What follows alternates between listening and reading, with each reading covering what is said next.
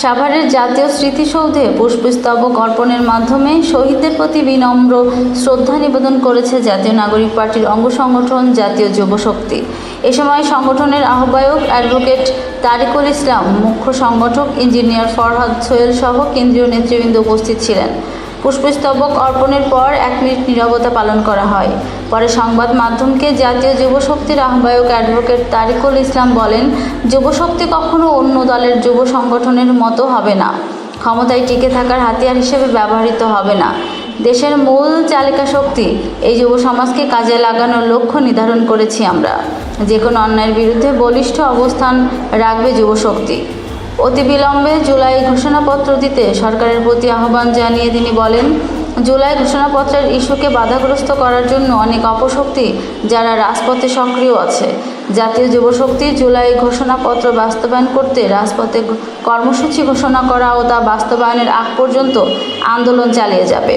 আর মুখ্য সংগঠক ইঞ্জিনিয়ার ফরহাদ সোহেল বলেন, আমরা চাই দেশের এই বিশাল জনশক্তি রাষ্ট্র ও সমাজ গঠনে গুরুত্বপূর্ণ ভূমিকা পালন করবে। ভিন্ন মাত্রার শক্তি হিসেবে আত্মপ্রকাশ করার চেষ্টা করছে জাতীয় যুব শক্তি। এ সময় সিনিয়র যুগ্ম সম্পাদক সদস্য সচিব দ্রুতি অরণ্য চৌধুরী বলেন, রাজনীতিতে নারীর অংশগ্রহণ ও ক্ষমতায়ন নিশ্চিত করতে কাজ করে যাবে জাতীয় যুব শক্তি। হচ্ছে আমাদের দেখা যায় যে প্রত্যেকটা রাজনৈতিক দলেরই যে কোনো একটা যুব অঙ্গ সংগঠনগুলো ওদের এই একটা বিশাল জনগোষ্ঠীকে নিয়ে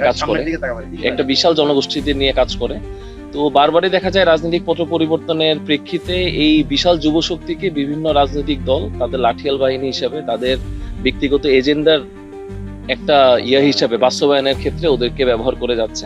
যেরকম যুব সংগঠনগুলো দেখে এসেছেন তার থেকে আশা করছি আমাদের যুব সংগঠনগুলো একটু ভিন্ন হবে। আর যুবকদের যে সমস্যা, যুবকদের যে আশা, দেশের প্রতি যুবকদের যে একটা আশা এবং সেই সাথে দেশের জন্য যুবকদের যে দায়িত্ব, সেগুলো আমরা হাইলাইট করবো, সেগুলো নিয়ে কাজ করবো, নারী প্রতিনিধিদেরকে নিয়ে আমরা কাজ করবো। আমরা মনে করি যে জাতীয় যুব শক্তি জাতীয় নাগরিক পার্টি একটি অঙ্গ সংগঠন হিসেবে তাদের যে যাত্রা, সেই যাত্রা অন্য যে কোনো রাজনৈতিক দলের যুব সংগঠনগুলোর মতো নয়।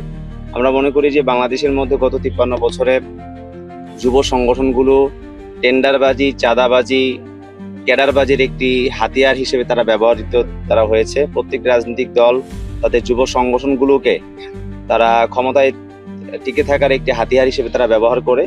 সেই জায়গা থেকে জাতীয় নাগরিক পার্টি এনসিপির অঙ্গ সংগঠন হিসেবে জাতীয় যুব শক্তি সেই জায়গা থেকে অবশ্যই একটি ভিন্নধর্মী একটি অবস্থান তারা গ্রহণ করেছে।